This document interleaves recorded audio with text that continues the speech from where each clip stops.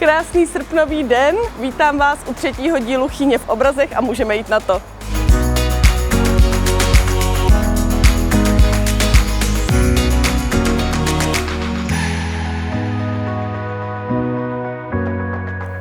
Na konci školního roku nám protekla střecha jedné třídy v mateřské školce a díky spolupráci občanů Chýně, za což jim tady i děkuji, se nám podařilo zahájit rekonstrukci a kompletní opravu střechy školky, kterou v tuhle chvíli už finišujeme a počítáme, že děti se bez problémů do třídy vrátí v průběhu září. Kromě střechy se podařilo škole vymalovat všechny třídy mateřské školky. A v zahradě mateřské školy se děti můžou těšit na nové herní prvky.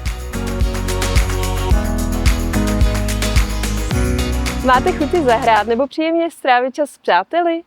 Za městským úřadem máte možnost vypůjčit si venkovní hry. A jak to funguje? Na webu esport.cz si máte možnost zarezervovat termín, kdy si chcete zahrát.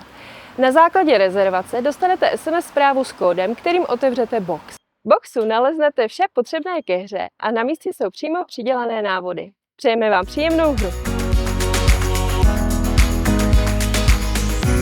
Na Opatovce v průběhu letních měsíců vyrostlo oplocení, které bude sloužit jako psí hřiště. Otevřeme ho pro vás od září. A za poslední týdny máme mnoho novinek i na našem hřbitově, kdy na kapličce proběhla výměna oken, oprava dveří, vymalovala se vnitřní část kaple a zároveň máme zprovozněný pohodlný kohoutek pro napouštění vody. Poslední srpnovou sobotu vás zveme na příjemný filmový večer pod širým nebem. Na pobytových schodech u základní školy Vida vám promítneme novou českou komedii Bardotky. Promítání začíná v 9 večer. Vstupné je 100 korun a děti do 12 let mají vstup zdarma. Přijďte si užít pohodový letní večer a budeme se na vás těšit v kině nebo při dalším díle Chýně v obrazech.